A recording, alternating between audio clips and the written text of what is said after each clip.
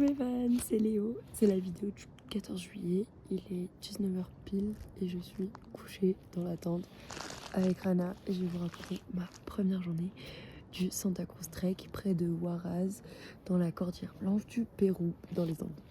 En gros, on s'est réveillé. On avait rendez-vous à 6h45 avec Rémi devant nos chambres pour aller prendre le bus et tout. On a pris le bus et bon, c'était, je sais plus à quelle heure on a démarré. Là, mais on prend le bus et tout. On arrive au village du début du trek et en fait, mon sac est beaucoup trop lourd. Genre toute la matinée jusqu'au moment de déjeuner, je subis le sac. Genre c'est horrible en mode j'essaie de le porter moi avec mes mains. À un moment j'enlève la tente du sac, je la prends devant en espérant que ça soit un peu moins lourd. Mais je pense que aussi le problème c'est que le sac il est peut-être trop grand, j'ai peut-être un trop petit dos, je sais pas, j'arrive pas à le régler bien comme il faut. Enfin on n'arrive pas. Bref du coup avec Rémi on le fait en autonomie, le trek. Mais il y a pas mal de gens qui le font en groupe, un petit groupe avec des guides et tout. Donc tous les guides ils me voient, ils rigolent, enfin on parle et tout. Ils me disent mais oui t'as plein de trucs, en plus il y a mon doudou et tout. C'est trop lourd pour toi. Enfin en fait j'ai même pas tant de trucs que ça, genre vraiment d'habits j'ai presque rien. Et c'est la bouffe et le matériel qui pèsent. Mais je suis pas habituée. Donc bref. Et au moment du midi je dis à Rémi mais je peux pas continuer en fait, enfin ça va juste me faire mal, tout ça c'est nul. Et donc Rémi, quel homme, me prend toute la bouffe que j'avais dans mon sac et ma tente. Et en fait là on croise des mules, et enfin des ânes et des chevaux, parce que du coup les gens qui viennent en groupe ils portent pas leurs affaires. Genre ils ont un petit sac à dos de journée mais c'est pas eux qui portent les tentes et tout. Et bref je croise un des guides sur un cheval et je lui dis est-ce que vous pouvez prendre ce sac là, si j'y arrive plus c'est trop lourd et tout. Il me dit pas de soucis, ta.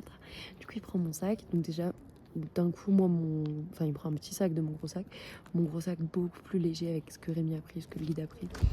Trop bien. Donc voilà, aujourd'hui on a fait à peu près 10 km et avec 900 mètres de dénivelé. Là on a 3750 à peu près je crois. Et voilà. Et j'ai un peu le rhume, du coup je sais pas si genre c'est le rhume qui me fait mal à la tête ou si c'est l'altitude. Mais c'est pas un gros mal de crâne, mais c'est genre ça me prend là. Je pense que c'est un peu le rhume. Bref, voilà. Et en fait on arrive au camp et tout. Et là, tous les guides me reconnaissent vraiment, genre, je suis la star. J'étais vraiment minable. Et du coup, ah, ça va, t'as réussi, nan, et tout. Le temps que je cherche le mec qui avait mon sac, il y a d'autres guides qui m'offrent du popcorn, enfin, trop bien. Et en gros, on peut mettre un peu nos tentes partout. Et nous, on est on est juste derrière un campement avec des guides. Et j'avais pas mal discuté avec un des cuisiniers, parce que les gens qui viennent en groupe, ils sont des cuisiniers et tout, enfin, c'est une dinguerie, ça coûte pas cher. C'est un peu bizarre aussi.